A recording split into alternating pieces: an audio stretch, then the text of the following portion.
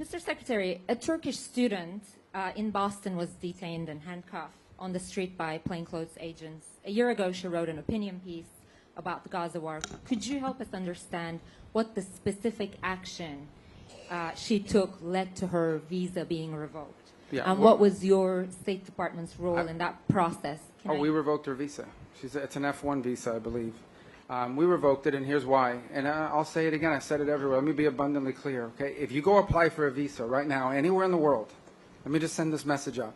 If you apply for a visa to enter the United States and be a student, and you tell us that the reason why you're coming to the United States is not just because you want to write op-eds, but because you want to participate in movements that are involved in doing things like vandalizing universities, harassing students, taking over buildings, creating a ruckus, we're not going to give you a visa. If you lie to us and get a visa and then enter the United States and with that visa participate in that sort of activity, we're going to take away your visa. And once you've lost your visa, you're no longer legally in the United States, and we have a right, like every country in the world has a right, to remove you from our country. So it's just that simple.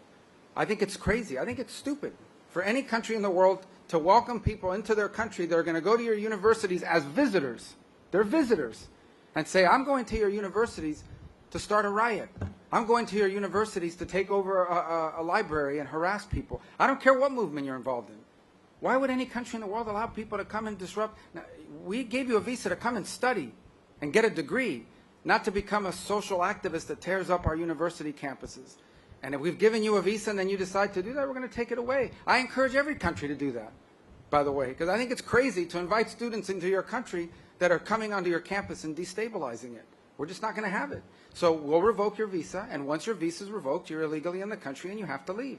Every country in the world has a right to decide who comes in as a visitor and who doesn't. If you invite me into your home because you say, I want to come to your house for dinner, and I go to your house and I start putting mud on your couch and spray painting your kitchen, I bet you're going to kick me out. Well, we're going to do the same thing if you come into the United States as a visitor and create a ruckus for us. We don't want it. We don't want it in our country. Go back and do it in your country. But you're not going to do it in our country. Sure. Just tell me your follow-up, and I'll tell everyone. And depending on your question, I'll answer it or not. All right. I now invite our Guyanese representative. Can I get her follow-up real quick? Go ahead. Could you confirm, there's no reporting that 300 visas, State Department revoked 300? Maybe more. Might be more than 300 at this point. We do it every day. Every time I find one of these lunatics, I take away their visa. You're saying it could be more than 300 Sure, visas? I hope. At some point, I hope we run out because we've gotten rid of all of them. But we're looking every day for these lunatics that are tearing things up. And by the way, we want to get rid of gang members too.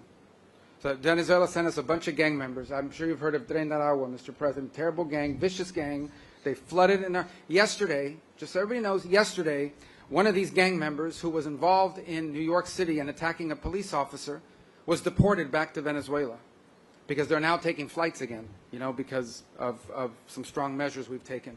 And this guy lands. This guy's a guy that attacked a police officer in New York City and laughed about it in court with a smirk on his face. When he gets off the plane in Venezuela, he's welcomed by this character named Diosdado Cabello. I don't know if you've heard of this guy. Yes. And he welcomes and hugging the guy.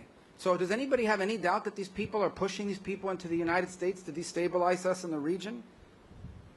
So, yeah, we're looking for people like this, and we want to get them out of the United States. Absolutely.